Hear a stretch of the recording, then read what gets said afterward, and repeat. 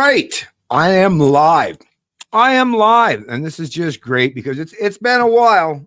And yeah, I've got a few things to say. Got a few thoughts I might want to share with you folks today. And yeah, get ready for it. And wow, it's been in addition to the regular politics and the division that's been rampant and something that we've been inundated with. Well, depending on how long you've been paying attention, but for me personally, for like 15 years now. And I tell you, folks, I've stepped into it, right? Because I don't shy away from any subject matter or topic, right? And once again, I just take the position of liberty, of universal ethics. That's what I bring to the table, particularly, right? And pointing out people's hypocrisies. That's another thing. And another thing that I'm really, really good at, it's almost like it's a superpower for me. And I've known this for many, many years, for many decades, actually, long before I even started delving into this kind of stuff, is I'm really, really, really good at putting myself in other people's position. And I remember even Stefan Molyneux back in the day. I remember when I first started listening to him, or I'm not sure how far into it was, because yeah, I started listening to him long, long time ago.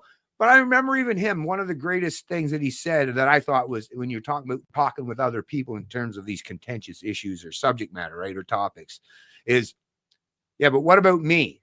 Like the against me argument. But are you willing to do that? So you support government for, X, Y, or Z, but because government is force, government is violence, government is coercion, right? It's like, so then do you support that against me, right? So putting yourself on the other side of the equation. And that, like I say, I was like, well, of course, that's actually how I thought my whole life is, yeah, try putting yourself in the other person's shoes.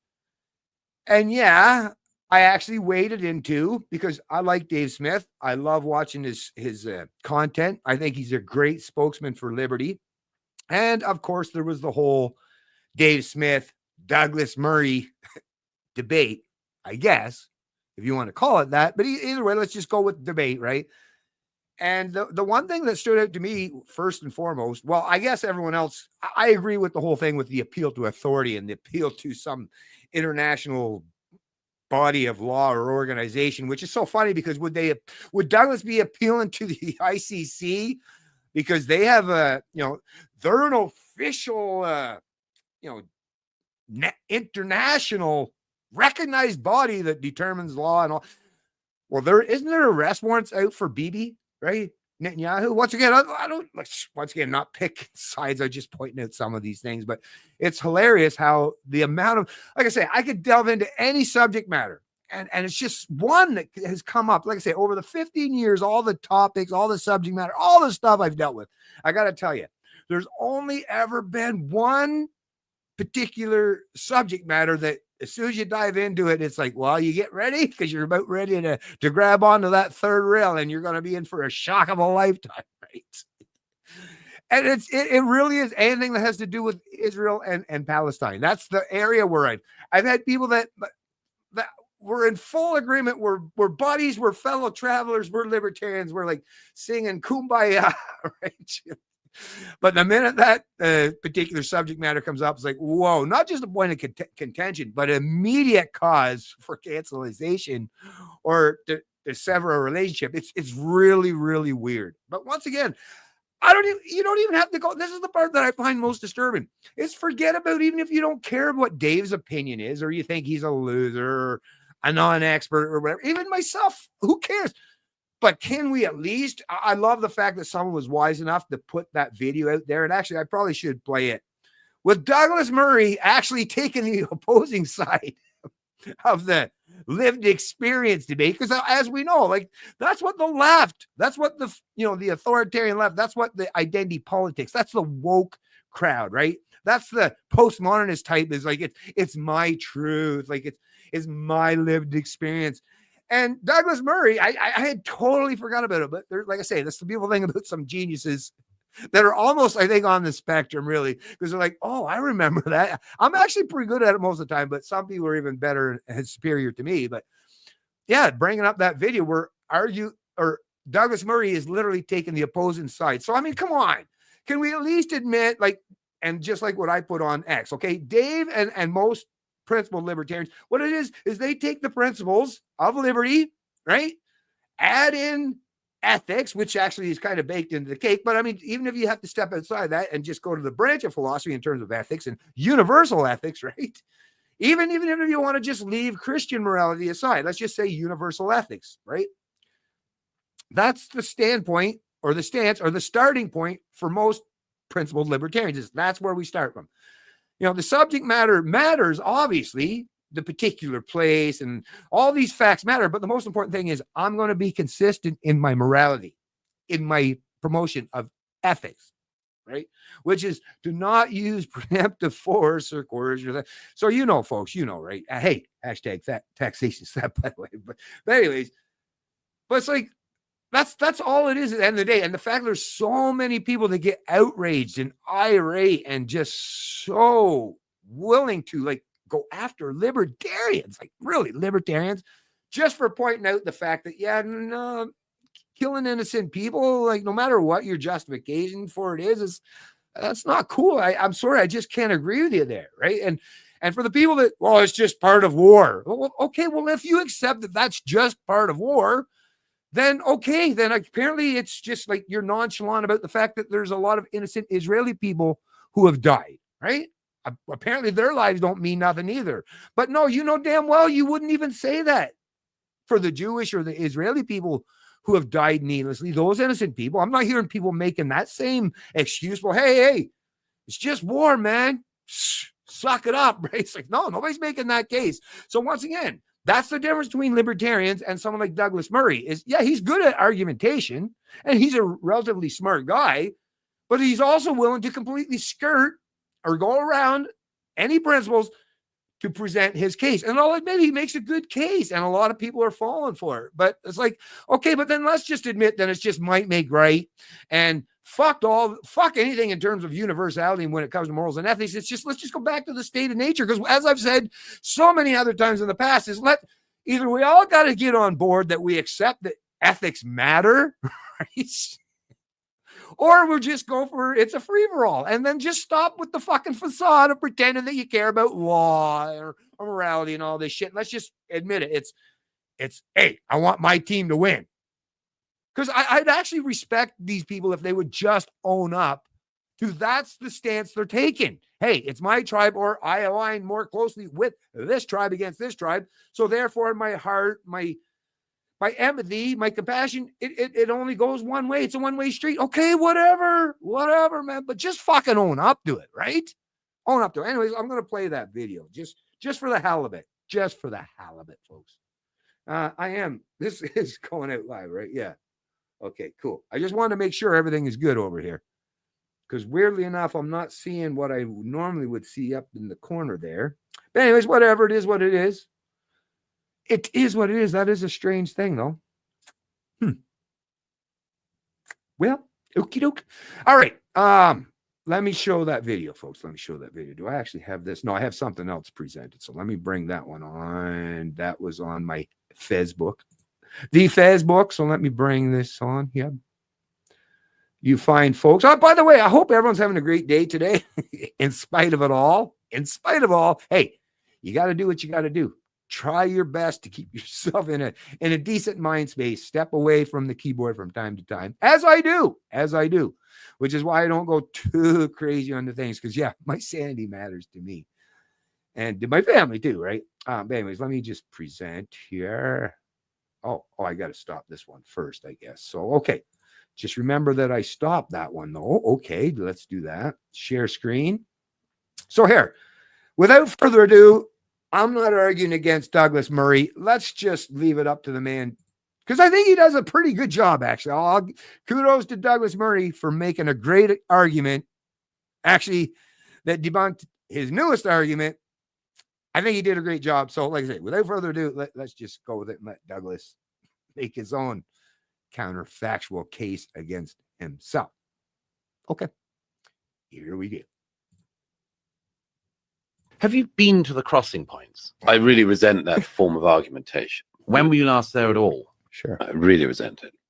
You should at least do the courtesy of visiting it. This is not an attractive invitation. I think it's a good idea to see stuff, particularly if you spend a career talking about something. I have the right to talk about whatever the hell I want, and no one's going to stop me or try to intimidate me. And I think that if I said to somebody else the other way around, it would be equally reprehensible. I have a journalistic rule of trying never to talk about a country, even in passing, unless I've at least been there. If I said, shut up, you have no right to criticize anything that Douglas Murray says because... Hang on, you're talking about crossing points. And not only have you never been to a crossing point in either Egypt or in Israel, but you've never even been to the region. Okay. It's not an exact comparison, but seriously, is that a reasonable form of argument? No. In that case, nobody can talk about anything. Right. We might as well pack up, go home, and isolate ourselves. If Great you're argument. insisting that you're an expert of some kind, or not claiming you're an expert, but still talking about it, if you've never seen any of this going on. I mean, there are some people who've written about there are people who've written about the Holocaust who didn't experience the Holocaust and have written about it better than people who did. But that is a different matter from spending an awfully long amount of time talking about an issue in a region you haven't even had the courtesy to visit. Yeah, anyway, that's enough of that. I won't put I'm sure you folks have already seen that one a couple times. So yeah, I won't put you through half the list. Although what was there? Maybe only there's only 30 or 10, 15 or 15 seconds or so left anyways. But yeah, that's quite the spectacle, right? I mean, come on. I mean, Douglas, like I say, hey, give the man his due, right? I'll even admit, like, Douglas he's very articulate with his thoughts and his words. He can make a great case and argument. And I mean, I won't deny that. I remember him and Jordan Peterson up there on the Monk debate stage there. I think it was in Ontario or something, where they were debating a couple of the lefties there. And both of them, like I say, they did a bang up job, and the audience agreed that they dominated in the debate. And then, and in that particular, whatever that subject matter was, I was completely on board with them. And I'll admit, once again, I have nothing against Douglas Murray per se. I think he's really good at articulating thought. He makes a great debate and argument. And I mean, once again, forget about my opinion. I mean, it's right here. I mean, Douglas did a great job in his prior recording, taking down the stance that he took in the newest recording during the debate with Dave Smith. So kudos on you there, Douglas, for, I guess, making the best case that I guess could possibly be against yourself, because then that kind of, gives us a little space where, yeah, I can just move on there. Because once again, I there's nothing else I can really add to the equation. I think you summed it up quite nicely there. Anyways, there are a few things I want to get to. Now we're definitely going to get to the PPC and the libertarian stuff. Make no mistake about that. And yeah, if you're a member of the PPC or even the libertarian, like in terms of the political parties, I might say a few things that might offend you in some way, but just know this. I have nothing but, love, admiration, respect for especially the individual that they're just scrambling and trying their best to do what they can do. And I know there's so many of them out there. I'm friends with a bunch of you folks, as you know, and I can't say this enough. The tireless effort, the work, the resources that you people do to do all these things and to maintain these parties and to promote them and to try to challenge the status quo and the establishment. Listen, I have mad admiration for all of you. I mean, I put in a lot of work and effort over the years too. So once again, I consider us fellow travelers.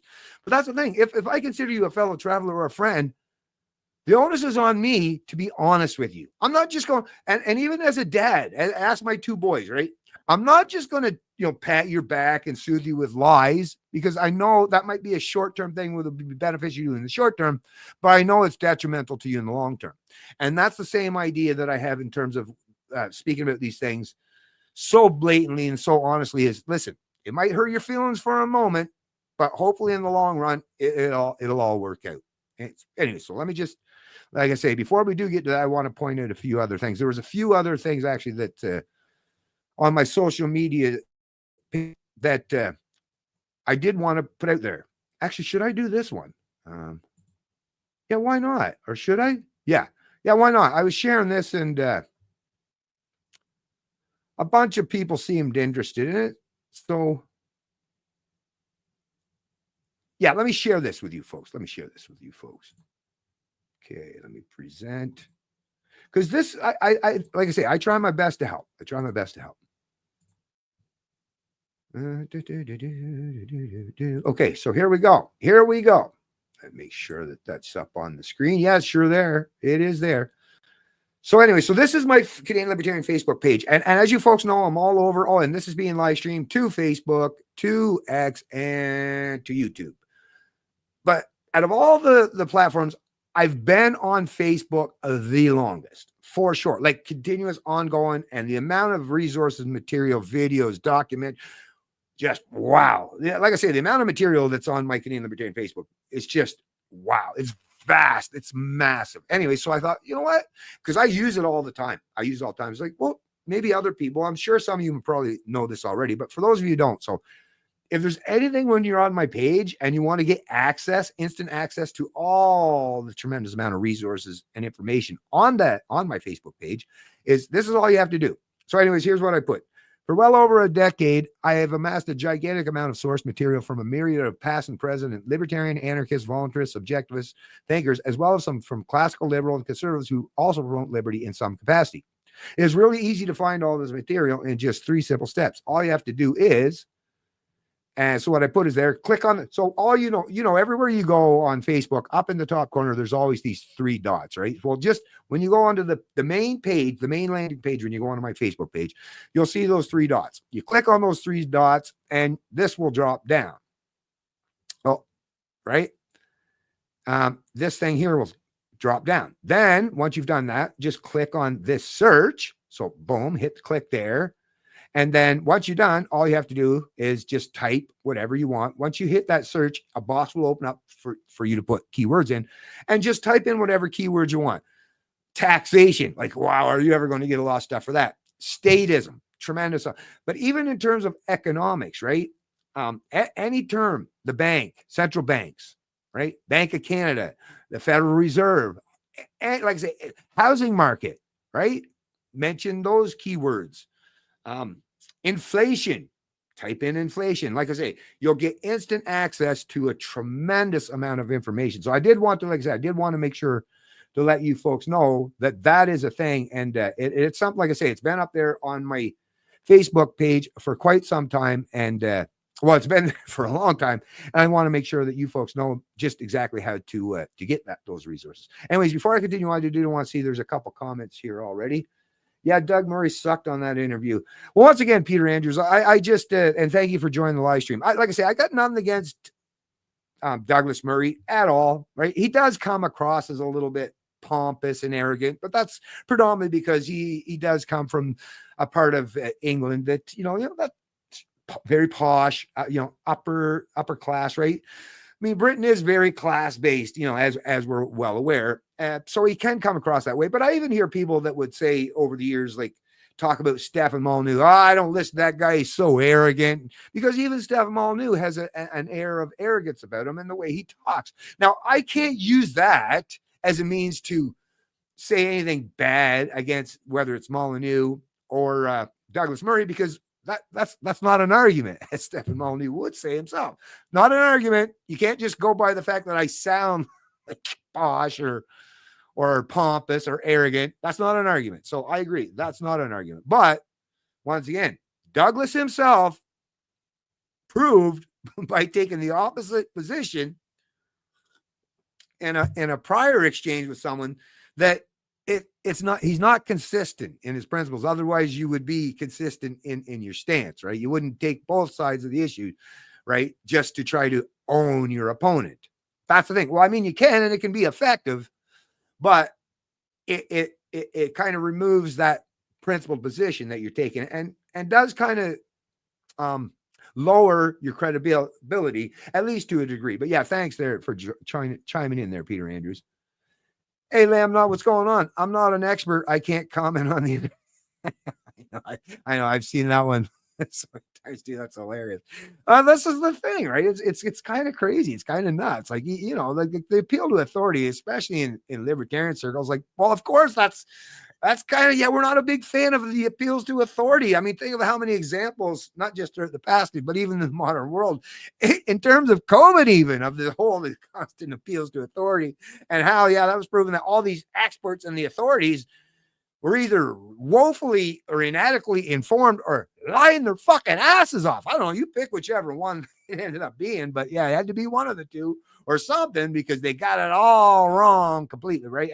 And lowly people like me and Dave somehow didn't. I wonder what that is. Oh, it's not even that I'm special or Dave. It's just, once again, we stick more closer and abide by principles than most. That's what it is. That's the secret formula, right? Neither of us got a cape. None of us got the big S on her. There's nothing special about us other than the fact that we adhere to principles and ethics, and we don't make exceptions for them, right? That's the big difference here. That's the big divide. Anyways, like I say, let's just move on beyond that because, like I say, we do have a lot of stuff that I want to cover in this particular live stream. For sure. Oh, and there is I did have a big list of books actually on my Canadian Libertarian Facebook page, and it's been getting quite a bit of traction too. Actually, you know what's crazy? My Facebook page has been getting a tremendous amount of traction. I don't know how this has happened. Well, other than apparently I must be offering something that's quite popular to Canadians these days. Hopefully that's the case, right? But this part, I did want to get to this. So actually, no, this is a reference in the PPC thing. So do I want to dive right into the PPC thing yet? Right now? Maybe not. So maybe I'll just put that on the back burner for now and just deal with a bunch of other things. So once again, before we get to this stuff, the whole reason why I want to talk to the PPC folks and the libertarians is to show just, I get it. Like I say, but man, this is, and I mean, I know everyone says it's the most important election ever, but this election really is something that everyone's got to be really, really, really, really smart about and what we're going to do. Because the amount of fucking stuff that's been coming down the pipeline and the tyranny, the ever encroaching in tyranny, like, well, you know, it's not just knocking on the door, but it's in the house, right? It's in the fucking house. And I mean, I just got a few examples, even in terms of our ability to speak freely, which is so vitally important, right, for humans. But here, let me just give you a couple examples here. Let me give you a couple examples. So here's just one example of how insane things have become in terms of our ability to speak freely in Canada. So this out of CTV News, and it is an older article. It's been sitting up here on in my tabs for quite a while. But like I say, I'm going to deal with these today. Man must pay $380,000 for hate speech on his Northern Ontario Facebook page. It's reported by Darren McDonald, March 6, 2025. A judge in Northern Ontario has awarded Rainbow Alliance Dryden and 3 individuals a total of $380,000 in compensation for homophobic attacks on social media. Now, if you're on social media, you're not even in person. So when they say homophobic attacks, at best, they would be words, folks, words. Webster was sued for libel for comments he made on the page related to weekend drag events planned in Dryden and Thunder Bay in 2022.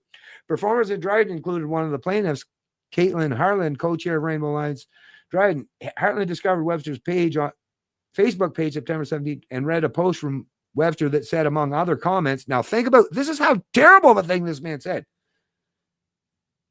Ask yourself why these people need to perform for children. Groomers. That's an agenda. I mean, as a reasonable adult human being, and like I said, I would say the same thing if it was a completely straight, whether it was a male stripper or a female stripper.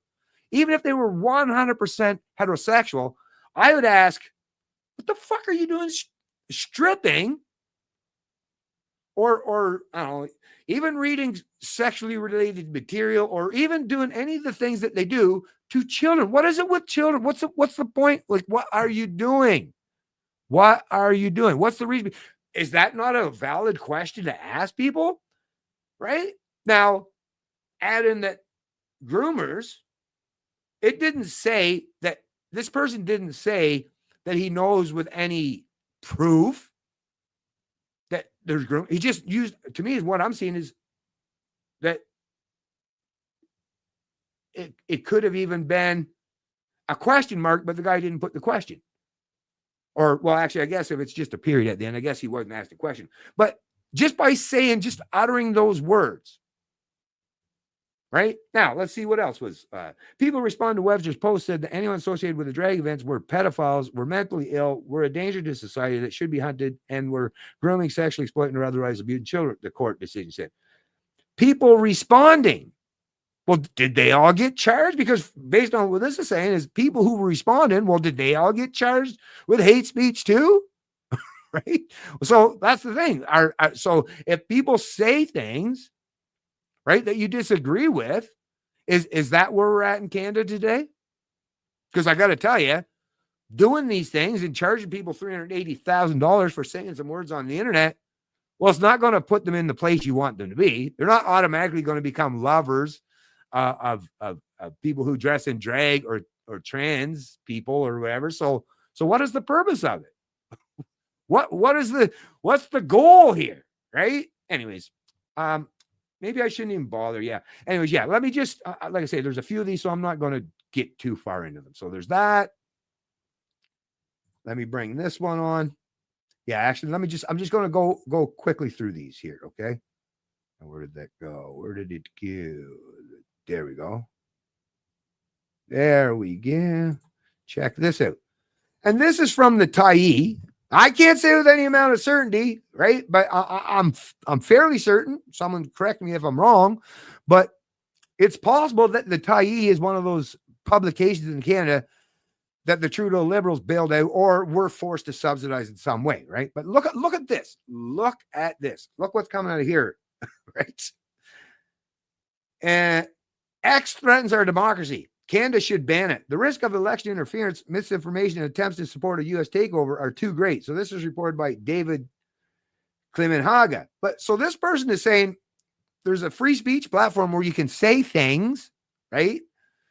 And that's a threat to democracy. So free speech is a threat to democracy. Right. Gotcha. Anyways, like I said, I'm just going to move on beyond this stuff. But think about that. Think about that. What they're saying here. Think about what they're saying. That freedom of speech, in reality, what they really mean is it's a threat to how they want society, to their concept of democracy, to how they want to rule over you. That's the only threat it is. Anyways, let me bring this one up too, as if that's not crazy enough. Like I say, just going to move beyond these pretty quick. Here you go. An Ontario court upholds $20,000 ArriveCan. Remember that scam of an app there for the nightmare and the headaches that the big government put Canadians through for just doing something simple of traveling, right? For Amish family. So $20,000 ArriveCan fine for Amish families. Several Amish families in Ontario are facing $20,000 in COVID-related fines for violating the Quarantine Act after an Ontario court denied their application to reopen the tickets. This report by Quinn Patrick, True North, March 18th, 2025. Several Amish families in Ontario are facing $20,000 in COVID-related fines for violating the Quarantine Act after an Ontario court denied their application to reopen the tickets. The family were represented by the Democracy Fund and are part of the group's larger effort to defend over 30 Amish individuals across Ontario who are facing similar penalties. Now, we all know at this point in time, and the fucking judge was have to know at this point in time, that it was all a farce, man. The vaccine did stop you getting COVID, and it didn't prevent you from transmitting it to others. So all of these things were arbitrary edicts that were mandated through the fact that might makes right. But yet the court, once again, is upholding, fining Amish people, folks. Oh, like as if Amish people are such a grave threat to us in society, right? Anyways, like I said, I'm just going to move beyond this stuff because it is absolutely fucking ridiculous. But wait till you hear this one. This is going to be a little bit different kind of a thing. Once again, I'm just trying to get through a bunch of things here. But look at this.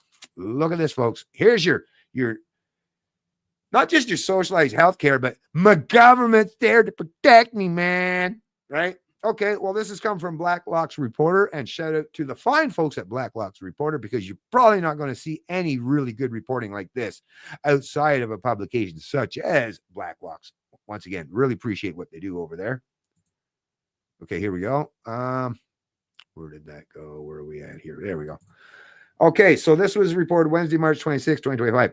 The department denies duty of care. A judge has dismissed a liability claim by the family of an Ontario high schooler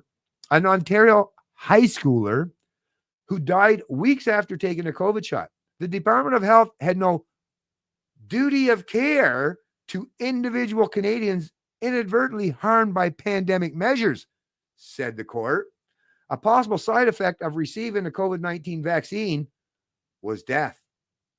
Well, there you go. Huh? Government, get out of jail free card. Government and, whether it's Pfizer or Moderna or any of these, they all sign these things. And someone would say, hey, it's in law. It's completely legit, man. It's totally ethical because look, it's under law. There was a law or there was some agreement signed between this corporation and the government that says right there, look, it says right there in black and white that they have no duty to care. Hey, you shouldn't have took the vaccine. Oh, wait a minute, but we mandate. Oh, I guess that makes it. No, never mind. Forget that. That makes things complicated. Let's just stick with the fact that, hey, we have no duty to care. Right? Hey, you chose to take the vaccine. I mean, just disregard the coercion and the bullying and the intimidation and the fact that here, especially here in Canada, that some people were denied their ability to even have health care, right? If you didn't get your vaccine, right? And people who've died as a result of that, or that, lockdown curfews, locked down their home, had their business destroyed, mandated to take these vaccines or lose your job. I mean, come on. But hey, it's all right there, folks. Like, you know what I mean? Government, no duty of care. And hey, you died, a young high schooler died as a result, or possibly as a result of a side effect from the vaccine. It's like, oh, well, nah, hey, yeah. Actually, no, I don't even see anything where they said, well, that's a bummer. It's a real bummer. Hey, they could have at least added that, right? Well, of course, I don't have the full context, so I better not. They might have said it's a bummer, but hey, it is what it is, I guess, right? Like I say, folks, we're in one hell of a precarious situation up here in old Canuckistan. Very, very precarious. Very, very terrible, horrendous situation. And I guess a lot of people that apparently it just hasn't hit them yet or not hard enough. Well, I guess if you wait long enough and you're complacent and compliant and you don't do anything, well, that time will come. Of course, by then, as with every example, it's like, well, probably be too late to do anything that could have prevented massive rampant suffering of so many people, or possibly millions of people, because, well, hey, it's not me, right? So, okay, well, I guess we'll just wait till it affects all whatever, or at least a sizable enough of the portion of the population. In the meantime, buckle up. She's going to be a rough ride for the rest of us. But I did want to cover this too, real quick, make this one real quick, because it's kind of annoying. How young men are changing what conservatism looks like in Canada. Gen Z is heading in opposition directions politically. Women turning left while men go right. Jonathan Petit is the reporter from this article that was posted on April 2nd, 2025. Anyways, I don't even think I really have to. No, I don't even have to. You folks, like I say, I'll make sure that these are all linked in the description of the video. But basically what I got to say is this, can we stop? I mean, as a Gen Xer that grew up, man, it was the conservatives who were the busybodies, the nosy neighbor, the rats, the control freaks, right? The ones that were constantly finger wagging, like who you slept with, if you did the whole anti, like in terms of like women, like, even prostitution. Once again, I'm not promoting any of these. I'm just saying that it was the conservatives for decades and decades, especially even when my early years growing up, who were basically played the role of what the liberals and the NDP are doing today. It's like they've swapped roles or something. I don't know. It's a weird fucking trends. What's the word I'm looking for? It's a weird transformation. It's a weird transformation to see the liberals who are now like the stern authoritarian. Well, they'd be on, I guess, mummy side, right? Where conservatives authoritarian daddy and liberals are authoritarian mummy. Well, authoritarian daddy, he's got no power anymore, right? He's like the dad's been divorced and is just drinking himself into oblivion and drowning in sorrows or something. And authoritarian mommy has stepped up and taken the plate. And now I guess the conservatives are that drunk authoritarian daddy. Now he's sobered up, I guess, a bit. And he's like, oh, shit, I'm kind of irrelevant now, right? So I guess I'll tuck my authoritarianism aside or in my back for now. Or maybe it's just that you've been humbled and humiliated so much that maybe it's kind of the shine is worn off on your authoritarian or tyrannical tendencies these days, right? I don't know, but trust me, they'll rear their ugly heads the minute you fuckers get power again. Of that, I'm quite certain. But yeah, like to pretend that conservatives are now like the rebels, right? The freedom fighters, the liberty lovers. No, it's not conservatives. It's conservatives who are pretending to be at least somewhat aligned with libertarian values. Liberty. Yeah, it's kind of baked into the name, right? But it's not conservatives, folks. Anyways, I just wanted to point that out. Is yes, do not, if you're a young person, and I'm not saying who to vote for and all that, and I'm not saying that, you know, there is some potential where you can take advantage of the conservatives playing this role nowadays. Not saying that there's not an example where you can use this to your advantage, but be under no illusion that conservatives are now all about liberty. Like, come on. Because trust me, once they get to the point where they're the ones that are dominating, not just in politics, but all the institutions, you'll quickly find out that they will turn tyrannical once again, because power corrupts, and absolute power corrupts absolutely. And what it is, the cons just don't have the kind of power that they used to, as we know. But anyways, like I said, just wanted to make sure that I pointed that out for some of my fellow Canadians. And then, of course, the only other thing that I wanted to deal with in terms of topics of contention, and I mean, there is some pushback, but like I say, nothing like the Israeli Palestine conflict thing. Nothing elicits more emotional and irrational responses than that.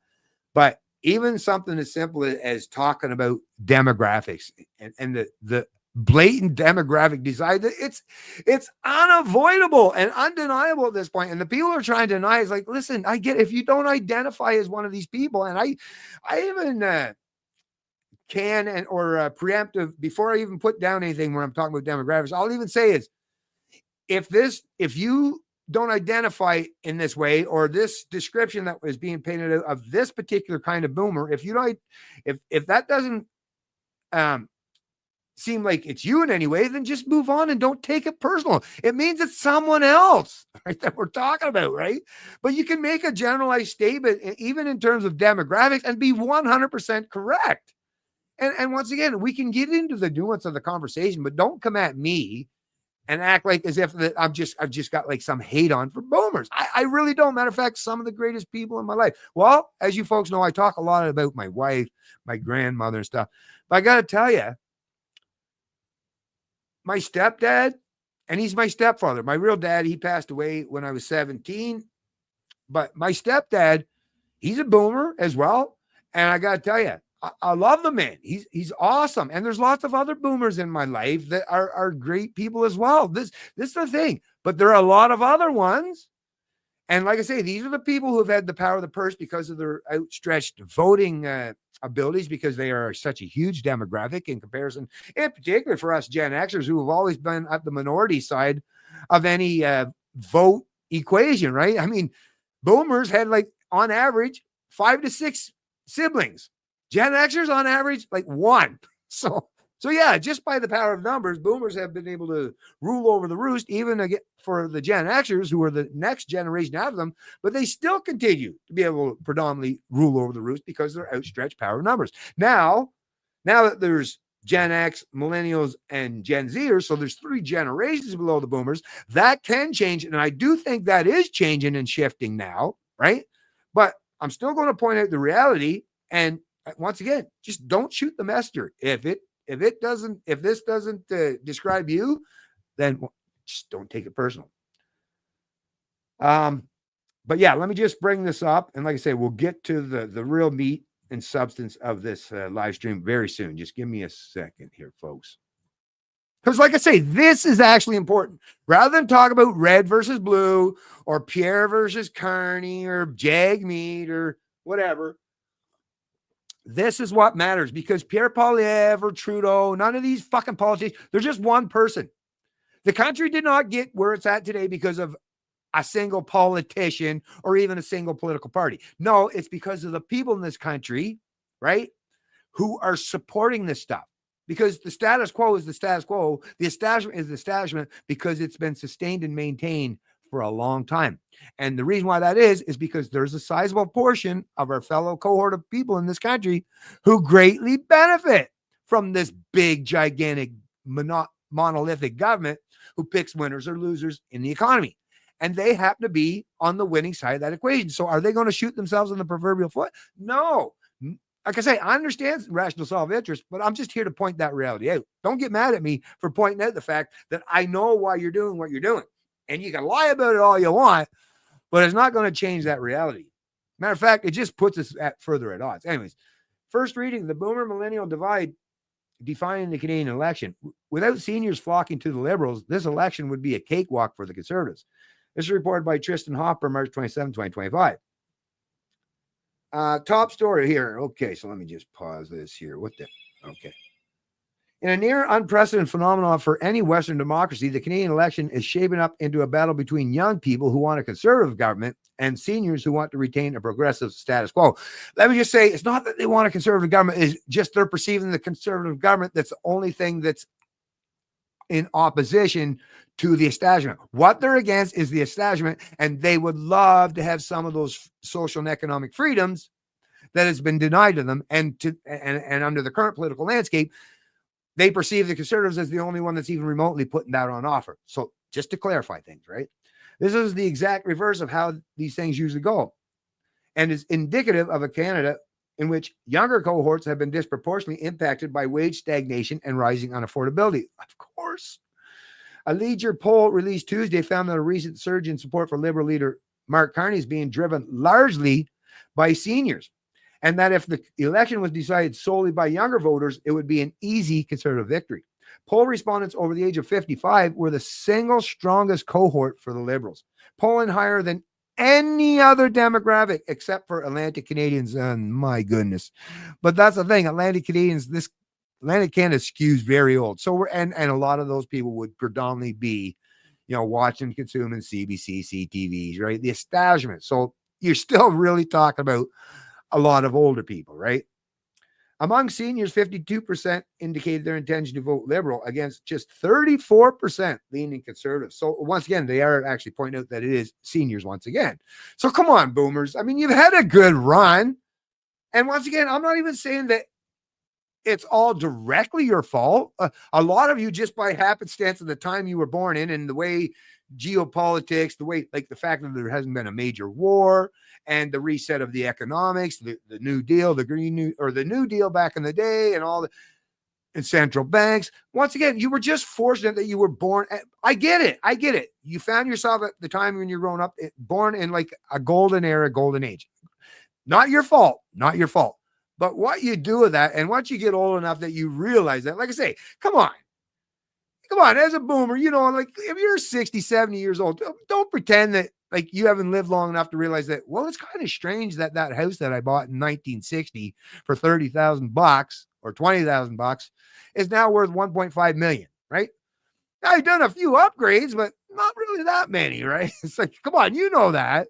And when you're selling the house to that younger couple, right, that's now, basically robbing Peter to pay Paul and maybe working 3 jobs each just in the hopes to be able to afford to maintain that home, to keep it, right? But when you're selling that $1.5 million home and then you're moving to a place like where I live or the major city where I live is Fredericton, and you're buying that $400,000 duplex, to you, like if you sell $1 million home, a $400,000 duplex, brand new, that's great for you because you now still have $1.1 million left to use as your nest egg, your retirement fund from that proverbial gold mine that you sold, right? But the problem is there's a lot of young people that might want to move into houses too. And what you're doing there is that $400,000, it's a steal for you in comparison, because once again, you were fortunate enough to be part of that Ponzi scheme, that housing market scheme, that bubble, that speculative asset bubble that's been growing and growing and growing for so long in this country. And that's basically where a lot of the wealth people believe they have is that speculative asset valuation of their gold mines. I mean, their homes. But I mean, come on, what you're doing. I mean, it means that millions of people, like in the senior years, that's what I mean. I'm actually respecting you for the fact that I don't think you're stupid, right? And I don't think it's dignified for you or anyone in that cohort or anyone in that situation to pretend otherwise. Right? I mean, if I was a boomer, I'd say, yeah, absolutely. I'd actually be agreeing with myself, say, yes, and actually, no, you know what? Tell you the truth, I don't want to play this game. So actually, I'll sell my home. And this is actually what I would do. I know that it might shock people, but I would actually do this. Ask anyone that knows me. I would want to make a decent, amount of return on my home, especially based on how much the valuation, or I mean, how much renovations or things that I've done to it. But I got to tell you, folks, I would feel absolutely guilty if I paid $30,000 for a house, right, and was now trying to sell it for $1.5 million. I got to tell you, I would have a real difficult time sleeping at night because, I mean, I would know, like, I could have sold it for like 1/10 of that and still came out pretty damn good. Right? And nor would I be looking to buy at the top in terms of my retirement home. Look for at the top or even at some of the medium levels in terms of the house.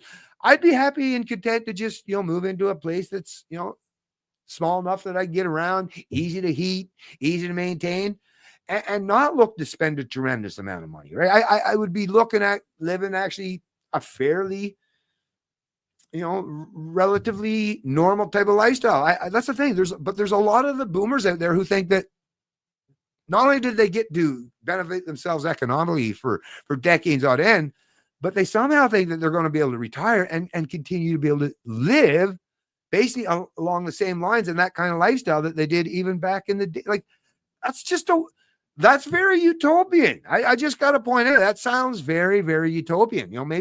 Maybe a little reality check is in order. Anyways, like I say, I won't waste too much time on that, but there is, I'll just show you, there's a couple more. So this one, actually, I won't bring it up on the screen. I'll just point out, this is one from Randy Hillier, which himself is a boomer. And it's a Substack article called "What Do Boomers, Ukraine, and Canada's Election Have in Common? Can Boomers Look in the Mirror?" Like I say, this was Randy Hillier, March 30th, 2025. I'll make sure to place that in the link in the description video below. And there's another one from Anthony Fury. "Millennials, talk to a liberal boomer about your future. It may convince them to have a change of heart and cast a vote with younger generations in mind." This one was Anthony Fury, April 7, 2025. So once again, demographics and that big demographic divide is definitely something not just people like myself are talking about, but a lot of people, even some of those in the establishment media. So this is really important, and try to ignore or avoid having these difficult discussions isn't going to help anything. Matter of fact, the only way you're ever going to get to the point where you're solving the problem is if you're at least acknowledging it first. If you're still not even getting to that point, then we've got a long way to go. I'm just going to check on a few more of the comments there. Thanks for all you folks that have joined the live stream. Really appreciate it. Hey, what's going on, Christine Carr? Hope you're doing fine today. Now some are understanding why hate speech and correct speaking was a problem for some. It's all control. A PPC candidate had her bank account frozen. I heard about that, and that's crazy. And actually, I'm glad you pointed that out, Christine Carr. Well, I mean, that's a terrible, terrible thing. And yeah, we definitely don't want this kind of stuff taking place.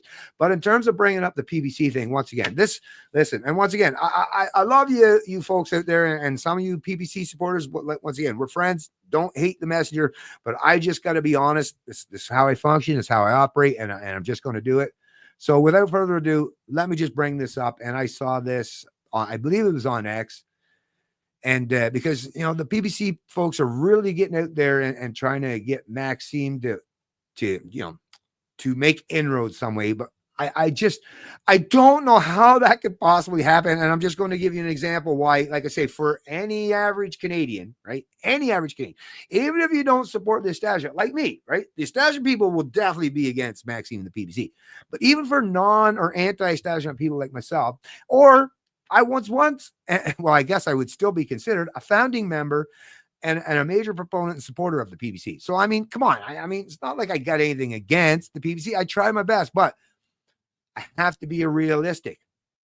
And if this is the kind of messaging that Maxime and the party is sending, and not just the optics, but the messaging is just so, well, like I put it here, it's an unadulterated cringe fest. But let me just bring this up here for you folks and show you exactly what I'm talking about. A boot. Okay. Yeah. Okay. There, you folks should see that. I do see some folks who are actually watching this on Facebook. Thank you very much, by the way. Actually, my like I say, my Facebook analytics has been growing a tremendous amount recently. Maybe I'll talk about that after I deal with this thing here. All right, so let me just play this. And yeah, like I say, folks, little cringy here. Also, when you have mass immigration, and actually I'm thinking about, the truckers coming from India, we had a lot of accidents across the country because, they are not having, when they are doing when they are in their trucks, they're doing a lot of things and they're not concentrated to what they must do to have a secure way to transport goods, but it is not happening. You can remember what happened in our country just wait a little bit. What happened in our country in Saskatchewan when you had, a young team, a hockey team, the Broncos, in 2018, an Indian immigrant killed 16 people with his semi-trailer truck. And that's happening also. You had the same thing in Montreal a couple of weeks ago when, an Indian driver who was driving a semi-trailer trucks killed a young guy in Montreal, and that trucker was charged. And anyways, yeah. It's first of all, there's just everything about this thing, and Maxime is like, come on. I mean, even just if you look, like I say, it's just, anyways. Why do you have to bring up their fucking ethnicity? Because there are lots of Indian people from India, right, or of Indian descent living in Canada that aren't like these fucking people, right? You could have made the case for these idiots, and yes, they're not denying them. Yeah, there are idiots out there who are getting their license, right? Not even legally, they're just basically creating up these fake shops, and even for the driving test or the driving course, we've seen that even the CBC has done some of these investigations and has shown us where, like, yeah, like they're just facades, and they're not even getting, legitimate training and all that. This is a reality, but that happens. Like I say, I've explained even before when I went to get my actual regular license when I was a teenager, that back then they had scams going on where you could just buy your certificate back then, even, right? So what the hell does it have to do? And like I say, white people were taking advantage of it. There are probably people of all kinds of backgrounds are taking advantage of scamming the system. That is just humans, are all fallible and susceptible to doing bad things. Using their ethnicity to include that and make that as we listen to it, that's the overarching emphasis. It was bringing Indian. Okay, what the hell does that, once again, stop fucking playing these fucking identity politics games. And I get it. It does appeal to knuckle draggers. I totally get it, of which there are quite a few in this country. But that's why you're always and forever going to be relegated to nothing but surrounding yourself with a bunch of knuckle draggers for the most part. And I'm not saying that for all PPC folks. There's some great people in the PPC, but this is the area where you folks need to get someone. If you want to have a party that's going to be viable in this country, well, bare minimally, Maxime is a terrible, terrible spokesman and representative for the cause. I gave him a chance early on, and I hoped that he would get worse or get better. I mean, this is like 2 election cycles or 2 or 3 election cycles since the PPC was formed, and this is all it is. And I get it. He's around making the rounds, and he went to some of these podcasts. That was wise of him. And I think Pierre Poilievre is stupid for not doing it himself. I really think he's failing in that strategy. Pierre Poilievre and his team is failing to acknowledge that, yes, especially, people under boomer age, like most of them are online on these social media platforms and watching some of these major podcasts. So that would be a place that you would want to gravitate. And Pierre's stupid for not doing so. Maxime's wise of him to do so. But once again, all you're going to end up in this situation or scenario is getting people who are disenfranchised and demoralized confused and confounded, because they're going to want to try to lean more towards the PPC. Like even myself, I will acknowledge Maxime, as many areas of failure he has, and where he just sucks terribly, he is in some ways superior to Pierre Poilievre. But I'm realistic. Because I don't just, once again, I have that magic power somehow. Like, I don't know how where I can put myself in other people's position. And I realize that even if somehow you could sell me on voting for the PPC, this is not going to happen for the overwhelming majority of Canadians. And once again, I've got not just my speculative opinion, I've got a couple elections now to prove, yeah, see? And I know, think about what it would require for this election for anyone to be able to prove me wrong, and where the PPC could make any genuine inroads. That would actually, this is the other thing too, not just inroads in terms of, let's say even someone gets a seat or two. I mean, inroads that's actually going to do anything to actually put us on a course where we can actually, at the policy level, start to change and unwind this stuff. I just don't see it happening, folks. And I'm just being realistic. But anyways, like I say, I'll bring this off the screen, because I just, once again, I just found that to be quite cringy. And what kind of messaging, like really, I don't know. I think it's going to turn more people off than on. You know what I mean? Well, I mean, it does for me. I'm just speaking from my particular point of view. But yeah, I did mention I was going to try to possibly bring up the analytic thing. Actually, maybe I'll do that right quickly here now. Yeah, just for the heck of it. Oh, wait, no, actually, I must have clicked the wrong one. There we go. There we go. So yeah, maybe I'll bring this up here. So yeah, anyways, I will just point out there's been some videos where I've had just unbelievable amounts of traction and views on them. But I did want to just bring this up just for you folks to see. Share screen. There we go. So this is basically some of the analytics here.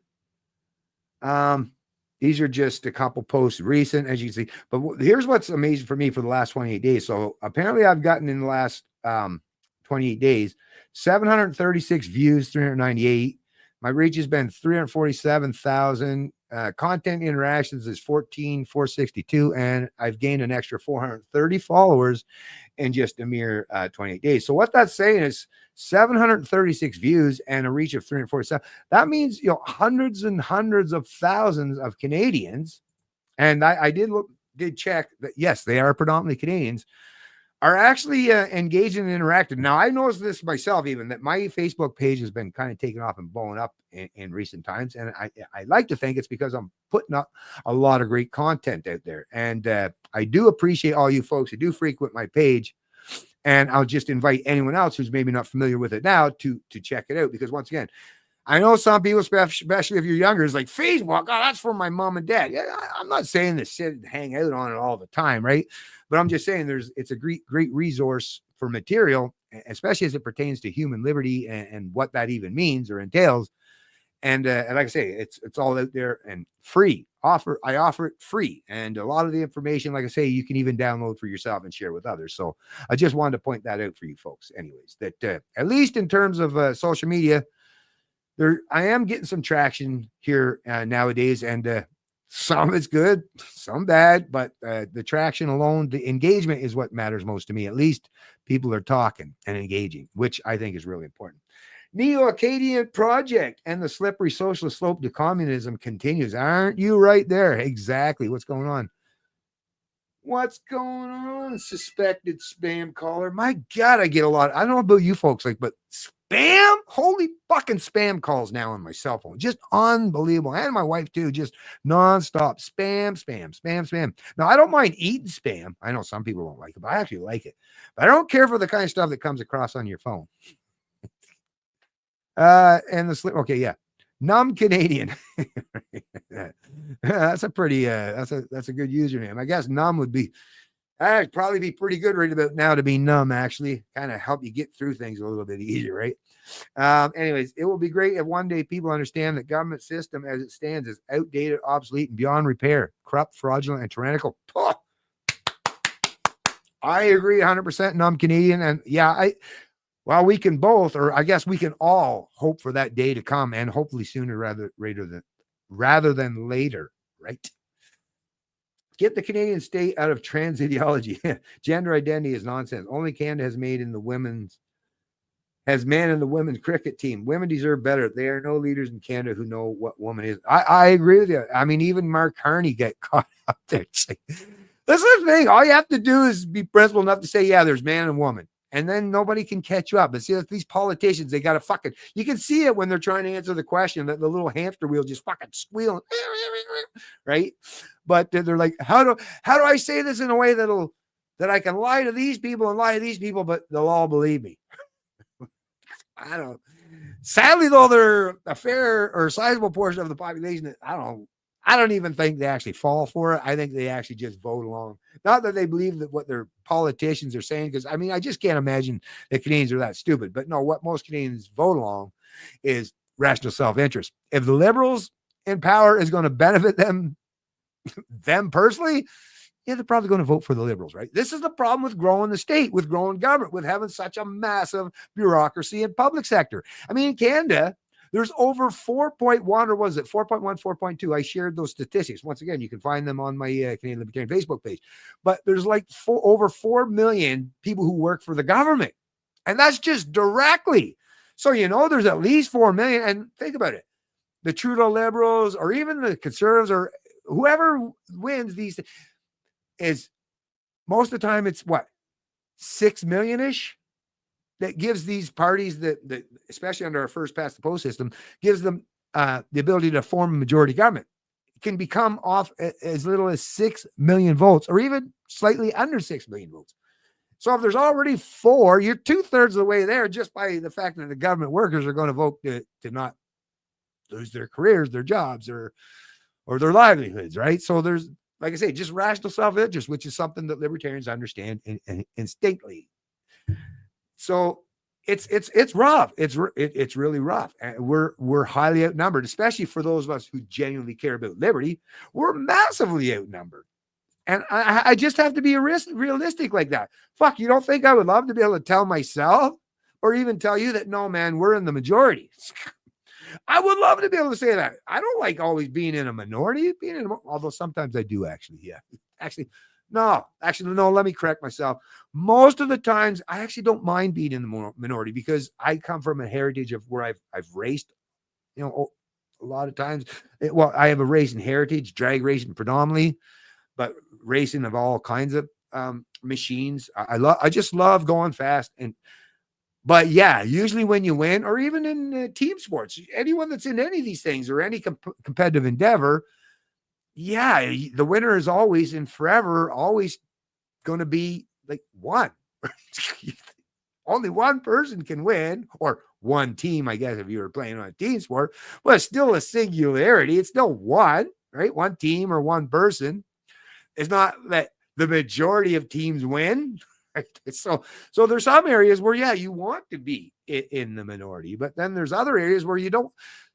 Like in terms of how people want to interact or engage, like in terms of social or economics, that's one area where you kind of want everyone at least on the same team, right?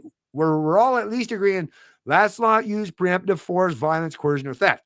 Let's all just do things. Let's all make our economic and social exchanges voluntary, right?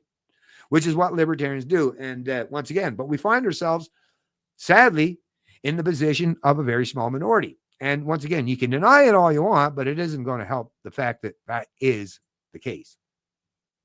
Why does the Canadian State Department support terrorist group like LTTE or Liberation Tamil Tigers of Elam? They are responsible for human drug trafficking, extortion. I have no idea, to be honest with you, but I mean, it's government. Governments are, that's what I mean, these terrorist group. Well, I mean, what is a terrorist group, right? The people that use violence to achieve like a political aim. Well, That literally describes the state. That literally describes politicians and political parties. So why do political parties who themselves are basically quasi-terrorist entities, right? I mean, come on, right? If you go by the description, folks, I'm just going by the description. I didn't make it. I'm just going by it. But if you go by the description of what a terrorist is, well, I mean, it can't be really that surprising that governments are kind of fond of terrorists, right? Depending on the terrorist goals, right? That part can all be subjective, of course. But anyways, yeah. The PPC platform is pretty solid. I would prefer a different leader. They should do a leadership convention after this election. Oh, I agree that the PPC platform is pretty solid. But here's the thing as a libertarian, and shout out to my libertarian peeps and all the great people in the Libertarian Party of Canada and the Libertarian parties across this country is, yes, the PPC platform, it's pretty solid. I agree with you there, and I'm Canadian. But if you take that and compare and contrast that with the Libertarian platform, the Libertarian platform, in terms of if you care about freedom and liberty and the sovereignty of the individual and reducing the state and all the things that Maxime and the PPC say that they care about, then the Libertarian Party is vastly superior. And you're not going to find any videos from Jacques Boudreau or Tim Mullen, who was the past leader, or Mark Snow, or any of the other former or present leaders of any of the Libertarian parties that are saying such vile, disgusting things or talking about people in such collective terms based on nothing or solely on like where they come from, where their heritage is, like, or the fact that, like I say, Maxime just he isn't very good at things. I don't even think he has the kind of understanding and economic prowess that would be required. And I mean, now this is kind of low on the totem pole in terms of the gripes I have with Maxime, but his fucking accent is quite annoying just all on its own. that alone, now it's not for me, but that alone could be enough to turn people out. So I get it. But the platform is pretty solid, but the Libertarian Party is even more solid than that. And once again, here's the thing that I want to talk about when you're in terms of whether you're talking about the PPC and the Libertarian. So I guess we're kind of getting into it anyway. So is I have enough admiration and respect for all the people who are part of these parties. So whether you're talking about the PPC or the Libertarian Party of Canada, of all those grassroots supporters, the members, the candidates, like I say, the volunteers, right? The countless hours, the time, the resources, and money that they put into both parties this election season and the past, however many election seasons. Think of all the time, expenditure, and resources that's used up. And at the end of the day, what do they amount to? I mean, let's be honest. Let's be practical. Let's be realistic, and not just our expectations, but on what the actual results actually are as a consequence of these political parties. Well, as you know, folks, at the political level, which is what political parties are for, right? That's the whole point of having a political party, because you could have a think tank, or you could be an individual like myself that just calls yourself a libertarian and has a podcast or a YouTube channel or whatever, some social media presence, and talk about the same kinds of things. I am, right? You can do all this. So what separates a political party from you or I is political accomplishments because they function in the realm of politics, right? And what have they achieved in terms of success? And like I say, mad respect, not just for the PPC folks and stuff, but especially in particular, my fellow libertarians. Many of them, like I say, great friends and will always remain friends until the day I die, hopefully. But what have we accomplished, or I shouldn't use the collective term we, what have you or everyone that's involved with these parties, the PPC or the Libertarian, I'll include myself in the times that I do engage in the political realm and support and donate and stuff. But so then let's just use the word we for that then, right? But what have we accomplished at the political level, right? Even if we just go the last 3 elections or so since the Liberals came to power, although I think we should go back further than that. But even if we just stick with that, what political success have we accomplished? I mean, if you're going to be honest, which I strive to do, really important to me, nothing. Zero. A big old goose egg. And when I think, as not just a capitalist-minded person or someone that has a business or economic-minded person, and understand that money and it's a representation of your labor, right? Same with any energy that you expend, right? You would have had to spend money to consume the calories and all that stuff that you need to do for you to do that. And if you have to travel around in your car to go knocking on doors, that's going to use gas, right? You gotta, it's going to increase, repairs and how many times you might have to do a brake job, or like I say, there's a lot of cost involved with playing in the political realm. And if it's just always forever cost with nothing in return, then I feel personally bad for the people who are putting out all those resources and incurring all those costs with nothing to show or any kind of return to them. I feel bad for those people, right? I don't want you folks. I don't want libertarians or PPC supporters. I don't want you wasting your time, energy, and resources for fruitless endeavors. Not to suggest that there isn't going to be or can't possibly be a political solution for whether it's the PPC or the libertarians at some point in time, but come on. Have you talked to even just your own inner circle of people, whether you're talking about your family or friends? Just do the math yourself. How many people in your immediate circle or your immediate sphere of influence are on side or on board with the kind of things that we promote so that that would become a reality in politics? Because you got to remember, people are going to show up and vote, right? Reality over rhetoric, as I always say. And like, I don't want everyone to continue to waste the resources when those resources, that energy, or that money for that matter, could be used to serve better purposes to help shift that culture to the point where we can possibly have a genuine political solution that functions outside the establishment. Because I want that to happen just as much as everyone else. And I got to tell you, let me just say this. On X, I thought this was actually genius. Actually, I think I might be able to find it. Let me bring this up. And actually I'll bring that up and then I'll talk about this. Okay. Yeah, I got to keep in mind because, like, as you know, folks know, I got so much stuff that I talk about and in my head that I could get a little confused or be all over the place. But pretty sure that was under. I think I bookmarked her. Hit it. Yes. I think this was absolute genius in terms of marketing, and I think someone actually liked my comment. Might very well be the person who come up with this. And this is, like I say, if you're going to spend time, energy, and resources trying to get people on board with accepting and promoting and want to bring more liberty to Canadians at the political level, then, like I say, this is smart marketing. And I think this might go a long way with helping, the Conservative Party. I got to tell you, folks, and like I say, I'm just being realistic here, just being honest. Don't shoot the messenger. So what we got here? Okay, let me bring this on.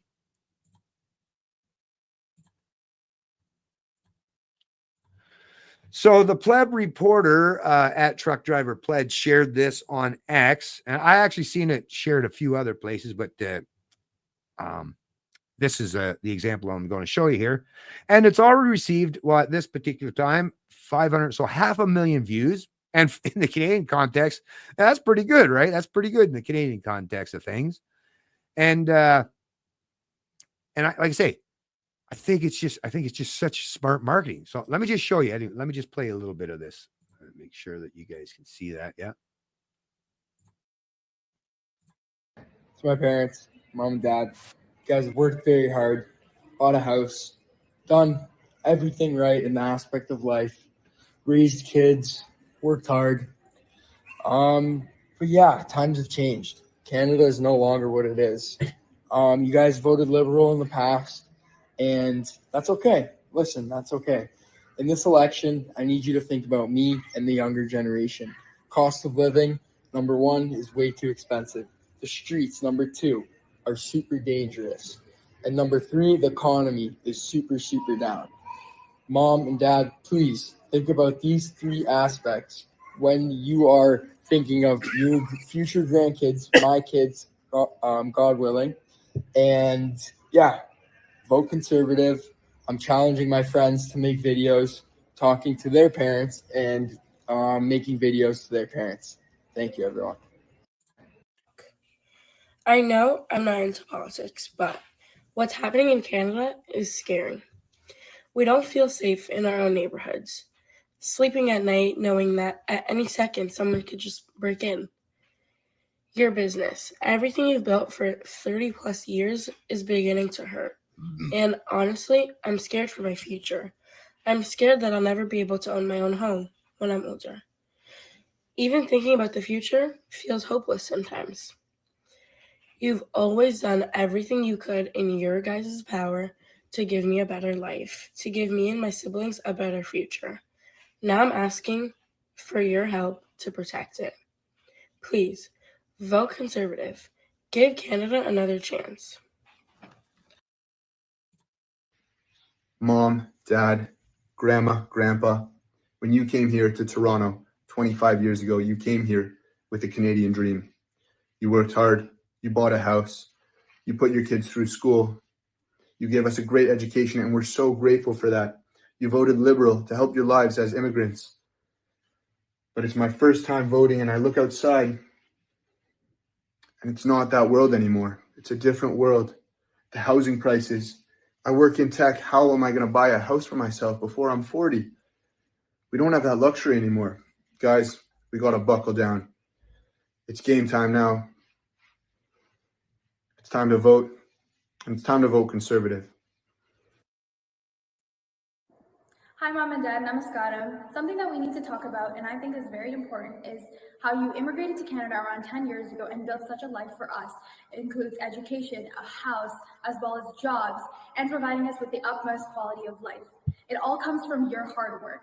And now we need to address the important issue that is currently going on. With the state of Canada's economy, we need to address the fact that the next generation includes people like me who suffer from job insecurity as well as high cost of living needs to be changed. So I encourage you to vote for Conservative this federal election so you can provide us, your kids, as well. Oops. Anyway, so like I say, folks, I mean, this is the kind, like this, as far as I'm concerned, that's just genius marketing. And the fact that it's happening on TikTok, now I'll admit, I'm not even on TikTok myself. But yeah, there's a sizable portion of our younger cohort, the younger population in this country. And those are the people that you as PPC folks or libertarians need to be appealing to. Because a lot of these folks, you know, maybe not these four particular individuals, but we know that younger cohorts tend to vote in lesser numbers than the older cohorts. So, and we know these younger people are in huge numbers, but they're out there on social media platforms such as TikTok or X or I don't know whatever some of the other ones they're all on nowadays. But this is the kind of marketing, this is the kind of strategy that, like I say, the Libertarian Party or the PPC folks should be trying to do. Now, I get that Maxime has gone down to do some, like I say, some interviews on some prominent platforms in the US. And that is somewhat of a wise strategy as well. I get that, but that can't be it. You got to spend some time actually, like I say, reaching out to some of the grassroots folks in this country as well, and make more of the emphasis on bringing or drawing in some of those younger people. And like I say, there's so many areas. I mean, find someone with some musical talent and create a catchy tune of some sort. I don't know. There's a myriad of things but I just think that a lot is being left off the table, and too many people are so hyper focused on the just, you know, getting out the vote in terms of like candidacies and making sure you got once again, I get it. But that's the kind of strategy that typically is only good or proper if you're in a viable position to actually gain any kind of power or political authority or win an election.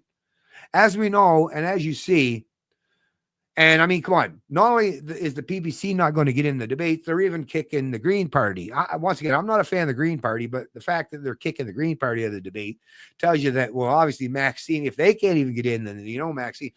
And you know that the majority of Canadians, as much as we wish and hope otherwise, we know that the majority of Canadians who are going to show up and vote under in the current world, the current environment we live under, are the people who are predominantly going to watch like your CBC, your CTV, or parcel of the establishment. You got to give something for young people. And when I see these personal stories, it reminds me of, and I get it, it's pure marketing and it can be used for propaganda. But as we all know, propaganda can be used for good or bad. But as we know, or I'll probably butcher how that goes, but there was a thing I remember people saying years ago, like 1 million people dying, people will just, whatever, it's just a statistic. But if you show an individual story, their face, right, and relay some personal facts or pertinent information about that individual, that resonates with people because they see that in a more personalized way.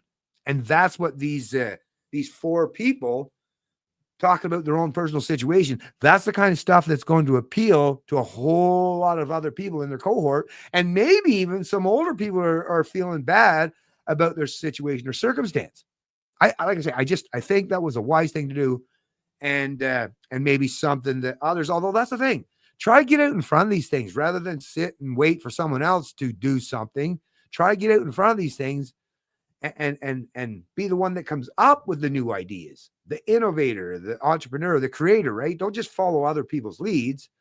That's just some personal advice I have for people, whether you're in the PPC or the Libertarian Party. Anyways, but let me bring on. Okay, so we covered that one. Like I said, that was really good as far as I'm concerned. That was really good. But I'll even just bring on a video. Okay, where are we at here? Status 1910. Okay. Okay, share screen 1910. Where is that? Yeah, here we go. Okay. So once again, now I'm just going to play a quick 3.5 minute video from Jacques Boudreau. His username is @VoteBoudreau on X, and he is the current leader of the Libertarian Party. Shout out to Jacques Boudreau, great guy. I've talked to him in the past. Matter of fact, you can go through my YouTube channel, my Rumble channel. Actually, you could even probably, well, it's a little harder to find things here on X, but you can find my interview that I had with Jacques just probably a few months ago. Anyways, but yeah, so my response, so let me just say what he had posted originally, or actually Impunity Observer, who had shared this video of Boudreau. So it says, Vote Boudreau opens up about the Libertarian Party of Canada's uphill battle in a country where so many people asked Justin Trudeau to govern me harder. Watch the full video. And of course, I commented myself, I concur with Vote Boudreau's sobering assessment of the current culture in this country. I desperately wish it were not the case, but liberty just doesn't seem to resonate with the majority of voting Canadians. So anyways, I'll just play this. And this, once again, this is coming right from the man who is the leader of the Libertarian Party of Canada himself. So you don't have to just go by my opinion. His opinion matters as well. What is standing in the way of the Libertarian Party being more of a force to be reckoned with nationally in Canada? Well, I don't know how long you have, because I have one theory, but that encompasses many, many elements. I mean, the first one I will say, because I had been warned about this before becoming leader, that leading libertarians is like herding cats. I mean, the one overwhelming common trait that libertarians have is that above all, they want to be left alone. Mm-hmm. Even when the leader of your party reaches out to you and begging almost to have you run as a candidate or to give money, people just want to be left alone.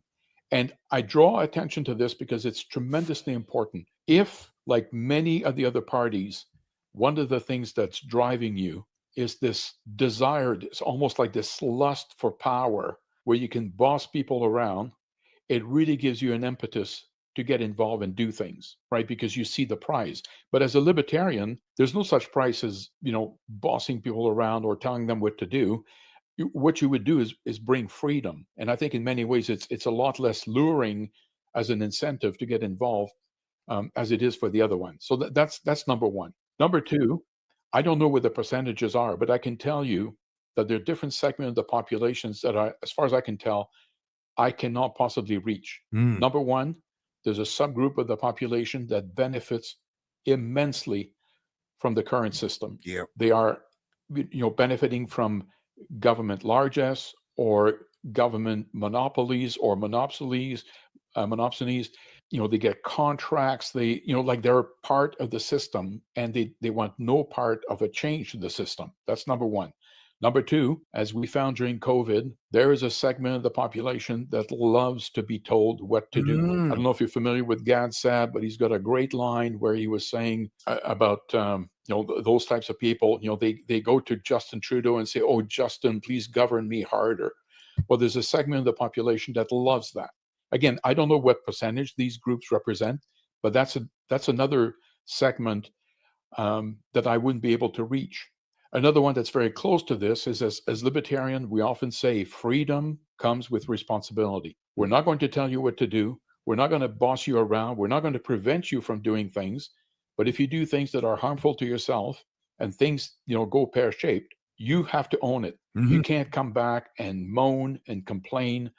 And again, there's a significant percentage of the population that wants no part of responsibility. So you add this all up, and it's a very difficult task. And of course, there's also another segment that has been brainwashed into believing that without the government, to quote Tom Woods, right, we'd all be working for 10 cents an hour, and in the morning carts would bring out your dead type thing, right, because nothing would happen. So you put all these things together, it's a tough battle. I don't like to see people suffer. I thought there was a silver lining to the way we got treated during COVID, which was it was going to ignite within a vast percentage of the population this inner libertarian, where they would suddenly stand up and say, enough is enough. I don't want to go through this again. And sadly, it doesn't seem to be happening. Yeah.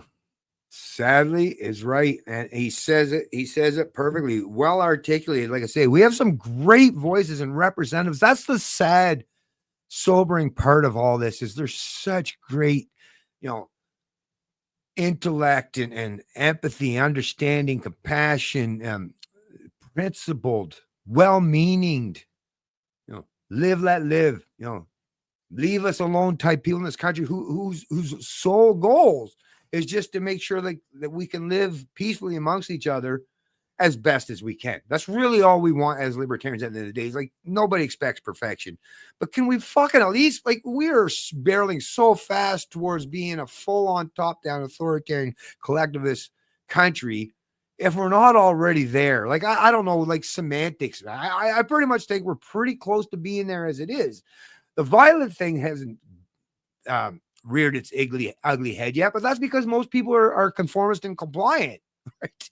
And those who are wise enough to, like, yeah, I'm not sticking my fucking head up there to have it whacked off, right? Because I know everyone in my peer group will just watch it get lobbed off and not show any care or concern and not pick up the baton and carry on in the battle, right? So this is the problem. And as sobering as that sounds, and as disheartening as that may come across to some people, I think it's wise and astute and much more beneficial to us all if we're at least being pragmatic and honest with each other. First and foremost, let's just be honest, because we're never going to get anywhere if we're just sitting and lying to ourselves and others. I mean, reality itself proves that beyond the shadow of a doubt. So like I say, and once again, shout out to Jacques Boudreau, very wise, articulate words. And like I say, I wish otherwise. I so desperately wish this were not the case. But wishing isn't going to automatically change reality, nor it's just not going to happen. And I care about, myself, my loved ones, and those who are just decent people. I care about all of them enough that's like, I'm willing to be honest with you folks and say, listen, what we really need to do is not worry about like what party, what gang, what tribe, what collective that we all rally under. That is of so little importance. Although I will admit, for us to come together with any sign of unity, we all do have to be willing. The reality is we all have to be willing to come together under something. Something has to unify us. There has to be one defining characteristic or goal that has to be that thing to unify us. And as far as I'm concerned, there's only one thing. There's only one thing, because everything else can be subjective and made out to the point where it can turn us against each other. But I have to believe we all, at the very least, the one thing I think we all, PPC folks, libertarians, independents, the demoralized, the disenfranchised, right? The silent majority, for the most part, I think the one thing that we could all agree on is we need to make individual liberty the overarching emphasis and goal on our endeavor. That has to be the singular goal. Now, then you delegate all the responsibilities into a myriad of people in a myriad of positions, all that stuff, political or not political, to try to figure out ways to get us to that point. But the one single goal, and if you're talking about in the political realm, okay, so like I say, culture, we can do that outside of elections and without politics involved, right? That's easily done. Well, not easily, but that's done outside of politics. But since we're talking about politics and an election, which is coming up here in just a couple of weeks, is what can we do? What can we do that may actually be effective? Well, it would be nice, like I say, the PPC platform is good. It's superior to the Conservatives, but it's not happening. Canadians, like I say, for all the reasons Jacques pointed out, and some of the reasons I point out, it's just not going to happen. I wish otherwise, but it's not. Same with the Libertarian Party. Same thing. I wish otherwise, but the Libertarian Party isn't going to win this election. The only viable chance, only viable parties that have a chance of winning this election, as we all know, as much as I hate to say it, is the Liberals or the Conservatives. I wouldn't even include the NDP because I don't see. So I would even throw the NDP in with like the Libertarians and the PPC. The NDP not going to win the election, but the fuckers might win seats, right? That's the thing, and they might be able to play kingmaker once again. So they are still very much a potential threat. Right? That is very much a reality because there's evidence of no matter how shitty they are, right? They do seem to at least get some support and have gained at least and still have some seats in the House of Commons. But that's just true, right? That's just true. But even they aren't, other than the fact that they could join a coalition with Liberals once again.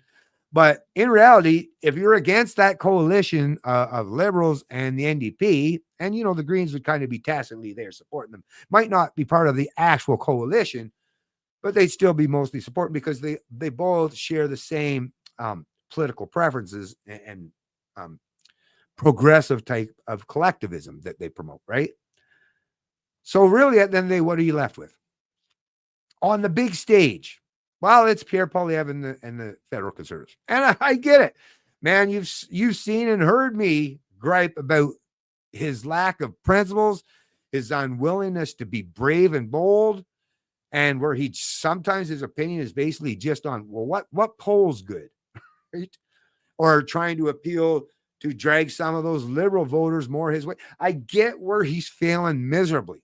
But once again, when the 28th, is it 26th or 28th, when that day rolls around, election day, Canadians are going to show up at the ballot boxes, at the voting booth, and the overwhelming majority, by a huge sizable proportion, are all going to check a box, whether it's going to be Liberal, Green, NDP, or Conservative. That's just the reality. So out of those ones, like I say, the only one that's even putting out even rhetoric, even if it's baseless, even if it's false, even if they're lies, the only one that's at least putting out rhetoric that is antithetical, or at least somewhat pushing back on some of the trajectory we're headed on, or at least putting the brakes on. So let's even just go with the fact that they're just progressives driving the speed limit. Well, maybe we should at least slow down. Like I say, I'm with the PPC folks and the Libertarians. I don't want to just slow down. I want to pull on the emergency brake, spin that bad boy, 180 degrees, and then mash the gas, drop the gears, and push the button for hit my nitrous, right? Or get that turbo kicking in, right? Or that big supercharger spooled up and whining. And I want to head towards liberty as fast as humanly possible. But once again, that's not on the offering. It's not even on, in terms of our political landscape in Canada, it's not even on offer at the political level. So reality says that, well, Not pick lessers of evils. I'll admit Pierre Poilievre is the lesser of evil and has the potential to be evil just like everyone else. But once again, bare minimally, he's going to at least maybe help throw the brakes on. Even if it's not jamming the brakes to the floor where you're leaving skid marks, even if he's just pressing down firmly on the pedal, well, we're at least going to slow down. I know that's a pretty small win, and I'm not even suggesting that's something we should be proud of and cheering on. Nope, not at all. But objectively speaking, it's a teeny weeny little bit better than barreling down the path that we're on now, full speed ahead.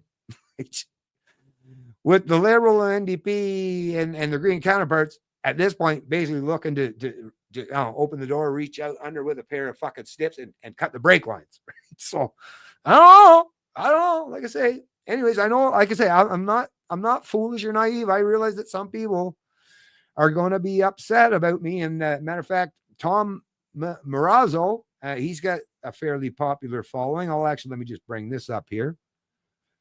Actually, just to add a little bit more emphasis on what I'm saying, because I had this kind of loaded up in the background so I could deal with it. Once again, nothing against this Tom Marazzo guy. I believe he was one of the dudes that did he write a book? Yeah, I think. Yeah, he was at the Ottawa Freedom Convoy, right? Yeah. And I believe he actually wrote a book. So I don't know. He seems like a pretty decent dude if he was part of the Trucker Freedom Convoy and stuff, right? Like I say, I don't know the man personally, but I will just say, like, he's articulating his thoughts well, and I get it. So let me just read a little bit here from his ex post. Why? And Tom's got it, like I say, a nice sizable following there. He's got 86,000 people. A lot of Canadians that pay attention to him, right? Every time. Why I'm voting PPC and why you should too. Let's get something straight. Every time I express support for the People's Party of Canada, someone inevitably throws out the tired line, you're splitting the vote. But ask yourself this: why is it always the PPC being accused of vote splitting and never the CPC? It's as if the Conservative Party thinks they're entitled to our votes simply because they wear the label conservative. They're not.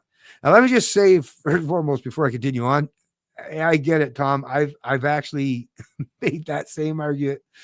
And I know where you're going with this, and I've pushed back against that same argument in the way that you are too. So I can't get mad at you, man, for doing it. I was exactly in the place where you are at one point in time too. So like I say, not hating on you. And I get where you're coming from. But once again, this is where the facts over feels and the reality over rhetoric is just gotta enter center stage at some point in time. If a party no longer represents your values, they don't deserve your support, period. Well, I would agree with that. I would agree with that statement that if they don't support your values, they don't deserve your vote. No. The Conservatives definitely don't deserve our vote. I would say that. I definitely would say that. I would agree with that. But once again, whether they deserve it or not, they're going to get it. Them and the Liberals and the NDP are going to get it from much higher numbers of, your typical Canadian than the Libertarians or the PPC could ever even strive or hope for, or at least in this particular current environment, political environment, or current culture for that matter.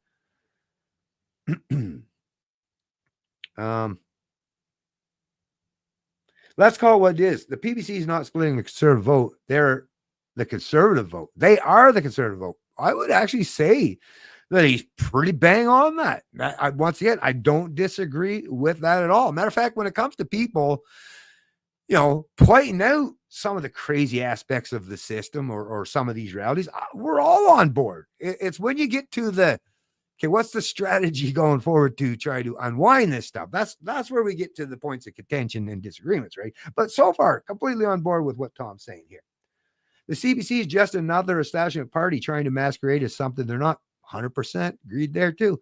They've abandoned conservative principles on issue after issue, yet expect you to show up on election day like obedient voters and tick the box next to their name out of fear. 100%. Agree with you 100% there. Which is actually why, if you are a conservative supporter, is before it even gets to election day, how about picking up a phone, going onto their social media, or at least the ones that still allow you to engage with them, right? Or do what you can to make your wishes known, to try to help drag them over that. Because once again, you have to have all this stuff figured out before you get to that time where you're just going into a booth to check a box, or to scratch off to check a box, or to scratch in a circle, right? You got to have all this stuff figured out before that time.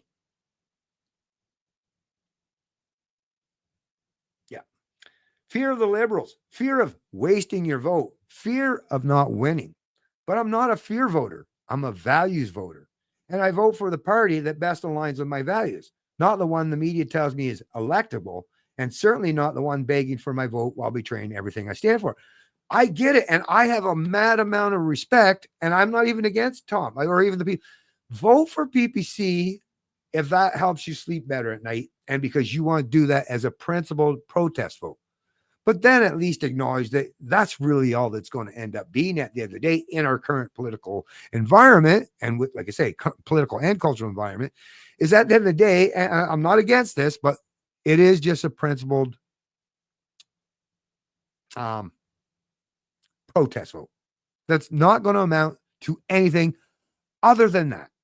So let's at least acknowledge that, like Tom and the rest of the people who are kind of taking Tom's position right now, is I get it, but that's really all you're doing, objectively speaking, at the end of the day.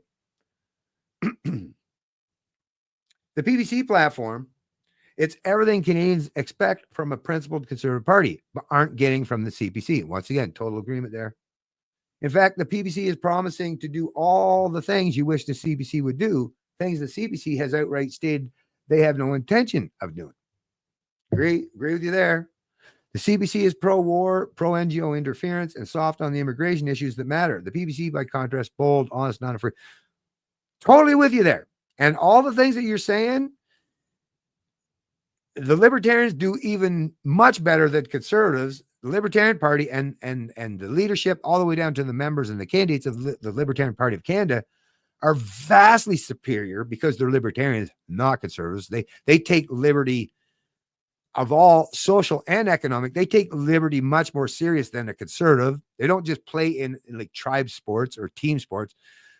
Libertarians are genuinely and wholeheartedly 100% all about liberty at the philosophical principled level, not at the political level. That's secondary in nature. So I get what you're saying about the PPC, but I could say, well, the Libertarians are even vastly superior than even conservatives if freedom or liberty and all these things, or even like the immigration issue, pro-war, NGO, the Libertarian Party is even vastly superior to the PPC party. So I get it. And the Libertarian Party of Canada, Jacques would know that himself. But Jacques is also a realistic, reasonable, and rational human being that deals with objective reality and doesn't just use conjured up images or dreams of some hopeful utopian that we might be able to bring forward as the means to guide his ideas or opinions or perspectives, right? Anyways, and let's not forget what matters now more than ever. There is no PPC candidate being accused of being under foreign influence. There's no PPC candidate who supported vaccine mandates. Once again, you could say this for the Libertarian Party as well. None, not one. That cannot be said for the CBC, many of whom stood silently or actively enabled the most abusive mandate in Canadian history, and now they want your vote again, as if they didn't betray you when it mattered most. Oh, that one's hitting home there, Tom. I get you, and yeah, that you're getting me. You're getting me pissed off at the fucking cons for that. Yeah, I hear you, and I'm completely in agreement with you there. But once again, then my damn pragmatic, practical, objective brain, my logical brain, damn it just keeps taking over time and time again. That can be a real inconvenient thing for idealism. I tell you. I used to say the CBC's greatest asset was Justin Trudeau, but now that he's gone and Mark Carney is the unelected prime minister, the truth has become even clearer. A vote for the CBC is now a vote for the Liberals. not the other way around. I could make that case. I think I probably have made that case to some degree at some point in time myself. Once again, but that's the thing. It's a lot of the times when I'm doing these things, it's idealism, and I'm allowing my emotions and idealism to kind of take that 51% over my brain, where leaving my objective, logical part is kind of in the minority, right? I get it. And it's a constant battle. Trust me, I know. Why? Because they're two wings of the same bird. Yeah. I mean, how many times have I used that kind of description myself, right? They didn't oppose each other on principle. They opposed each other theatrically while remaining united and ignoring the issues that matter to real Canadians, whether it's their shared contempt for President Trump, their silence on sovereignty, or their coziness with globalist institutions. It's obvious they are on the same team, and you're not on it. Yep. Conservatives don't win by playing it safe. They win when they offer bold, unapologetic alternatives to the status quo. That's what the PPC is doing, and they're doing it without compromise. I know and respect many of the candidates run for the PPC, veterans, newcomers, everyday Canadians, people who put everything on the line, not for power, not for recognition, but because they love this country and believe it's worth saving. Some have worn the uniform. Others are first-generation immigrants who deeply appreciate what Canada once stood for and are doing everything they can to protect it. These are the kind of people I want represent me, and I refuse to reward the CBC, which does not share my values, by obeying the party that actually does. This election, I'm voting PPC. They've earned my vote. Anyway, so like I said, I totally agree with you here for the most part. And, maybe the Conservatives will lose. And as much as that would really, really, really bother me, when I look at it, both sides of the equation is like, oh man, I can't even imagine going through another fucking term with the Liberals. But then I think, well, everything up until now hasn't been enough to shift more and more Canadians to position of the PPC or the Libertarians or those of us who are anti-establishment or status quo. It hasn't even come close to doing that. And what I've learned over the course of my life is making things better or helping things out or even slowing that car, right? Maybe that's not enough. Maybe that's not enough. I don't know. This is me just thinking out loud, but I don't know. Does it mean that the Liberals have to wait again for enough Canadian? Do we have to? That's the difficult. That's a really, really tough one to square, right? It's like, fuck, do the really good people in this country, do we really have to go through another entire Liberal term of suffering? Because we are the ones that will definitely suffer the most. But do we really got to go through this again?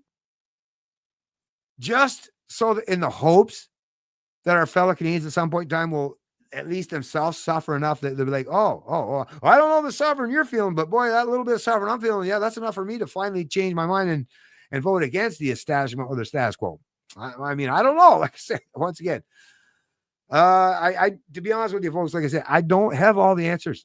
When I do these live streams, when I talk to people, when I have these conversations or dialogue or even monologues such as I'm doing now, really at the end of the day, it's just me thinking out loud. It's just me thinking out loud. And as you know, I'm bouncing shit off from one side. But that's what it is to be a critical thinker, right? An ideologue is easy. You just go by, you just got your canned answers or your phrases that you just got to pull from someone that put them in your head, right? When you're trying to think about these things critically in real time on the fly, it's much more difficult, and it requires a lot more nuance, a lot more even of internal battles, right? So I get it, and I'm never said for a minute at the beginning of this live stream or now at the end of it, and yeah, I'll probably tie this up here shortly, folks. But yeah, there is no easy answers. And for anyone out there is looking for the easy answer, anyway, let me bring this off here. Stop sharing. But yeah, for the people out there, I will get to the few comments here. As I don't have the answers. I don't suggest that I know anyone that has the answers, but I do know that the current culture in this country is just, if the one thing I do know with a very, very, I would never say 100%, but with a very, very, very high degree of certainty, is the current culture, and particularly at the political level, we're nowhere close to where we need to be.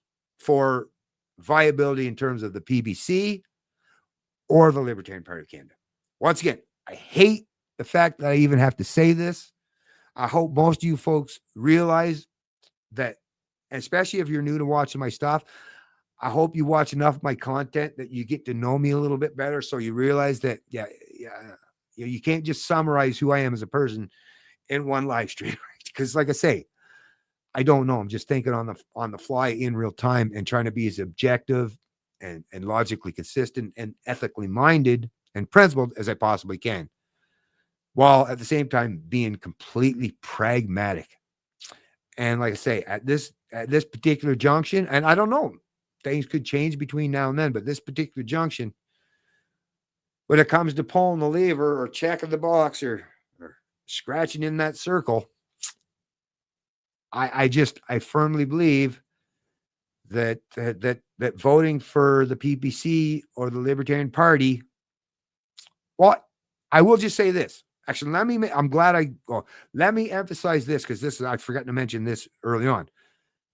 Predominantly, I'm talking about, especially in a riding where there's actually any chance where the Liberals and Conservatives, where it could go either way, right? That's really what I'm talking. Fuck, I should have made this the biggest emphasis when I started this live stream. Is really what I'm talking about is in the ridings particular where there's the potential that the Conservatives may lose to the Liberal or the whatever by not just and I hate to use the vote split, because it doesn't necessarily mean they're all vote splits. It could be new votes. I get that. But once again, if they're all over the place, right? Even if it's not vote splitting, even if it's new voters that vote for the PPC, it's probably not going to be enough to gain you a seat, right? And in the absence of the PPC or even the Libertarian Party, if it turns out that if in the absence of any of the smaller parties like the PPC and Libertarian, if it means they would have voted for Conservative, then this is the area where I think you are actually doing something that is kind of more harmful to the Conservatives than the Liberal. And if that's what you want to do, then okay, but at least be honest and forthright about it, that you want to harm the Conservatives, right? Because of the fact that they failed to be so principled. And I could actually even understand that. If you're using that as your justification, I could actually even understand that. I'll point out it's a little bit irrational if you care about the politics of things, actually, no, maybe not necessarily, because it could be just a much wiser long-term strategy. So no, I wouldn't even push back too much on that. But I will say, if you're in a riding where it's been Liberal forever, it's probably always going to be Liberal, then go do your protest vote, because it's not going to change anyways, even if you showed up and vote for a Conservative, right? If the riding has 0% chance of flipping over to the Conservatives, and you know this, and the people in the area know this, because that's the thing. People on the ground are going to know this much better than anyone like myself or anyone else just sit and talk about this stuff. You know the situation in your area and jurisdiction much better than anyone else. But yeah, if the Liberals are going to win that riding, and the only time the Liberals don't win is the NDP ends up taking it, the Conservatives have never won that riding ever, right? Yeah, it might be a fairly safe bet to go do your PPC vote or your Libertarian vote and feel pretty good that you didn't do anything to disrupt anything. Matter of fact, you might have just brought more people out into to learning about voting and politics. Although I don't even know if that's a great thing. But anyways, once again, at least that's not going to be detrimental in any way. But like I say, just be wise and astute for those of you who are in any of those ridings that does have the potential to flip from red to blue.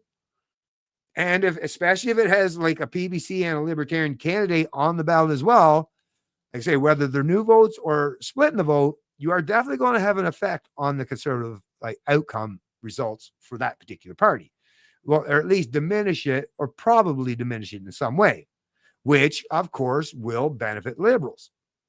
All right, that's just a reality. Anyways, I don't want to go too crazy, because like I say, I think I've shared enough of this. I do wish I had to emphasize that this really should be broken down into riding by riding. And I hope the people who are watching this watch all the way to the end, so they realize that that's actually the kind of the main thing that I wanted to emphasize when I started this whole live stream, is certain ridings are going to matter more than others, right? And that's, I'm just saying, let's just be wise about what we're doing. And at some point in time, realize, well, I think it's going to have to wait till after this election over, because everyone's kind of focused now, hyper-focused on the election. and doing their campaigning or they're getting out the vote, no matter what party they're dealing with. So I think our endeavor, just like with Jason Levine, shout out to Jason Levine. Once again, got nothing against you, Jason. I wish you all the best, man. I wish you all the best. I really do. But I will just say that once all this, the election thing done, once the picking our masters and rulers is done, once we got beyond that, I really think we have to get back to finding ways for libertarians, anarchists, voluntarists, critical thinkers, independents, the demoralized, the disenfranchised, the PPC, whatever. I don't want to leave anyone else, but all the people who aren't part and parcel or supporters of the establishment, which there's a sizable, the silent majority. Once again, huge millions of people in the population who are part of that silent majority. All of us, we got to figure out a way, right? Outside the election time when everyone's in crunch mode and everything's got to be done in 5-second snippets or sound bites, but you know what I mean. Once we move beyond this election cycle, we do got to get back to the very difficult task, but a very important task of getting everybody on board. So we're at least all, not necessarily all on the same team in terms of everything in agreement, but at least have that single goal and be unified enough that we will all come together under the banner of that single goal, which, as far as I'm concerned, should be individual liberty, and making that the most important aspect of what we do, our goals and the accomplishments we may achieve if political success ever does come to light, which is, to change that constitution, that charter of rights, to actually enshrine our fundamental rights, our inherent and inalienable fundamental rights and freedoms, to make that known, not just in the document in terms of the Bill of Rights, but in every document in terms of the education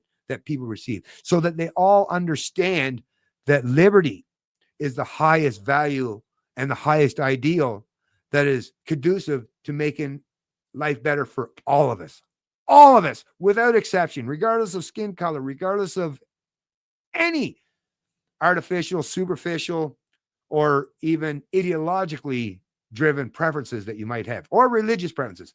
Once again, all of that rests and relies upon you having the freedom to do what you want to do. For people to have the live, let live mentality, to allow each of us at the individual level to flourish unfettered and unencumbered. That should be our singular goal. And I think we will eventually get to that point, and hopefully sooner rather than later. So once again, we are at the 2-hour mark. Mark, I do appreciate that. I will actually, let me just check up on these last few comments and then we'll tie it up. Our bureaucracy is off the hook and saying you're not lying. You're not lying. You're not wrong. No, I'm Canadian. Not interested. DEI destroys all creativity permanently. Yeah, and not to mention, and it's so divisive, identity politics, so ridiculous. And like diversity, equity, inclusion. These are all words that sound good, right? If used under practical or proper ethical terms. But once again, the minute government is involved, then these terms that sound benevolent in some way automatically change and shift because of the fact that government is force. Government is coercion at the end of the day, folks. So we always got to keep that in mind when we're talking about any of these initiatives, right? DEI destroys everything. Oh, actually, no, you both are pretty much against. But thanks, Neo-Acadian Project. Appreciate all you folks that did join the live stream. And like I say, if you wouldn't mind, maybe help share this out with some of our other fellow Canadians, because I do believe there's a sizable portion of the population that could use to hear and see this kind of information that I presented today, and maybe help give them some sober second thoughts, or at least to think a little bit more critically about what's taking place, our current political and cultural environment, and what's the best thing that we all can do at the individual level going forward. Anyways, thanks for joining the live stream. Really appreciate you folks. This is Canadian Libertarian, and I love liberty.